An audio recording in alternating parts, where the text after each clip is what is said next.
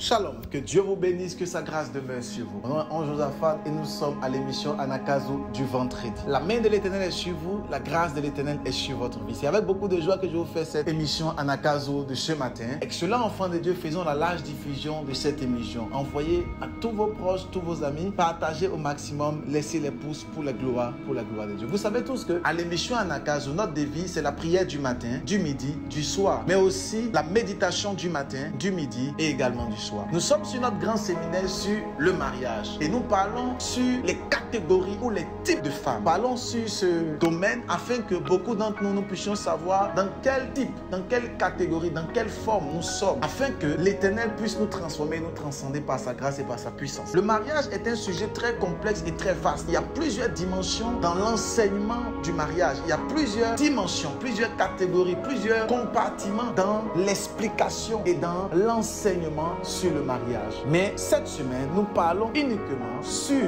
les types de femmes. Ce vendredi, j'aimerais parler sur les bienfaits ou encore le caractère d'une femme. Nous allons prendre rapidement Proverbe chapitre 31 à partir de son verset 12. Elle lui fait du bien et non du mal tous les jours de sa vie. La Bible dit, elle lui fait du bien et non du mal tous les jours de sa vie. Vous savez, lorsque un homme rencontre une femme, il ne vient pas rencontrer une rivale. Lorsqu'un homme rencontre une femme, il ne vient pas rencontrer son semblable à tous les niveaux. Lorsque l'homme rencontre une femme, il vient rencontrer une aide, une personne qui va l'accompagner dans la vision que Dieu lui a donnée. Je tenais à dire ceci à ce Anakazu du vendredi afin que beaucoup d'entre nous soient transformés. Un homme, lorsqu'il rencontre une femme, il rencontre la personne qui viendra changer et transformer sa vie. Lorsqu'une femme rencontre un homme, elle vient rencontrer également la vision qui viendra bouleverser et transformer elle également sa destinée. Le problème, c'est que beaucoup d'entre nous rencontrons des femmes, mais ces femmes-là ne sont pas la vision, ne sont pas la grâce, ne sont pas l'aide que l'Éternel a prévue pour nous. La Bible dit ici que la femme vertueuse a une caractéristique ou une grâce. Qu'est-ce qu'elle fait? La Bible dit, elle lui fait du bien et non du mal. Elle fait du bien à qui? Elle fait du bien à son mari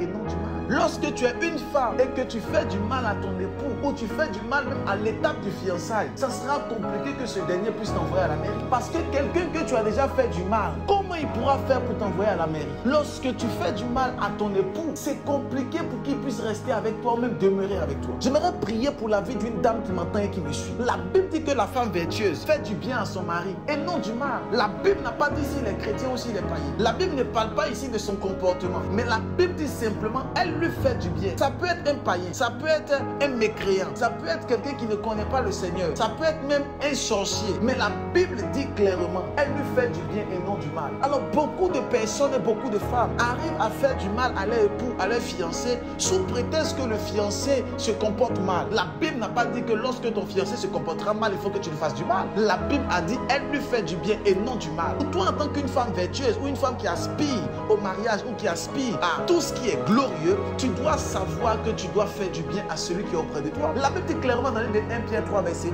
La Bible dit que sais-tu femme, si par ton attitude ou par ton comportement tu changeras le cœur de ton époux, par ton attitude, ce monsieur qui était bizarre pourrait être changé au travers de toi. Mais à cause de l'attitude et du comportement que tu peux adopter, ça fait en sorte que tu n'arrives pas à pouvoir garder un homme. Combien de femmes et combien d'hommes n'arrivent pas à garder une femme? Combien de femmes n'arrivent même pas à garder un homme? Pourquoi? Parce que simplement, elles ne savent pas le faire. Parce qu'elles ne savent pas faire des concessions. Elles ne savent pas garder sur elles-mêmes. Elles ne savent pas garder leur colère, garder leurs pulsions. Et demain, tu diras que ce sont les sorciers du quartier qui t'ont attaqué. Non, ce ne sont pas les démons qui t'ont attaqué. C'est le fait que tu n'arrives pas à faire du bien à ton époux et tu lui fais du mal. Quand tu fais du bien à quelqu'un, il ne peut pas bouger de là où il est. Qui peut bouger de là où il y a la gloire? Ce n'est juste pas possible. Mais qu'est-ce qui fait en sorte que ton fiancé finit par briser les liens que vous avez tissés? Qu'est-ce qui fait en sorte que ton fiancé est capable de briser les liens que vous avez tissés? C'est simplement parce que tu lui fais du mal au lieu de lui faire du bien. La Bible dit que la femme vertueuse, qu'est-ce qu'elle fait? Elle lui fait du bien et non du mal tous les jours de sa vie. J'aime l'expression tous les jours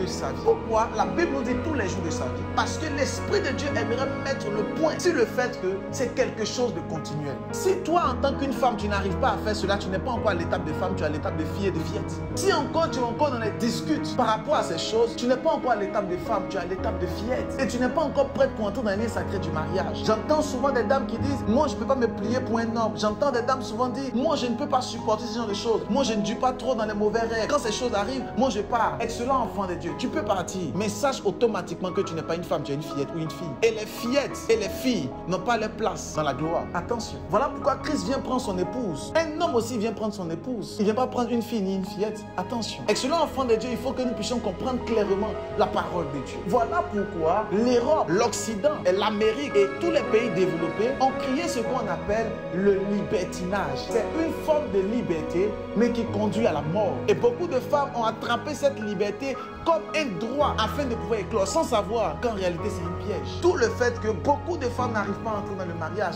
n'arrivent pas à garder le mariage, des divorces en cascade, des problèmes en cascade, parce que simplement, excellent enfant de Dieu, elles ne comprennent pas le verset de Proverbes chapitre 31 à partir de son verset 12. Tous les jours de sa vie, elle fait du bien à son mari. Quel que soit le comportement de son mari, elle lui fait du bien. Elle est auprès de lui, elle l'accompagne. C'est son rôle et c'est sa mission. Et en le faisant, tu seras en train de transformer le cœur de ce monsieur. Tu seras en train de changer le cœur de ce monsieur. Mais pas de patience. Voilà pourquoi j'aimerais prier pour toi en ce matin. Que l'Éternel te donne la patience. Que Dieu te donne la vision. Que Dieu te donne la grâce. Beaucoup de femmes sont passées à côté de la bénédiction. Beaucoup de femmes, beaucoup d'hommes sont passés à côté de la grâce. Parce que simplement, elles ne savent pas comment garder un homme. Je prie pour toi ce matin. Je déclare que l'homme qui viendra vers toi, tu sauras le garder par la puissance du Saint-Esprit. Parce que tu entends juste le son de ma voix. Je viens libérer dans ton atmosphère une grâce exceptionnelle afin que tu gardes l'homme de ta destinée par la puissance du nom de Jésus. Que l'Éternel fasse de toi une source de grâce, mais aussi une source de bénédiction. Et cela, enfant de Dieu, comprends clairement que tu dois faire du bien tous les jours de ta vie à l'homme avec qui tu es. Et quand tu as cette attitude,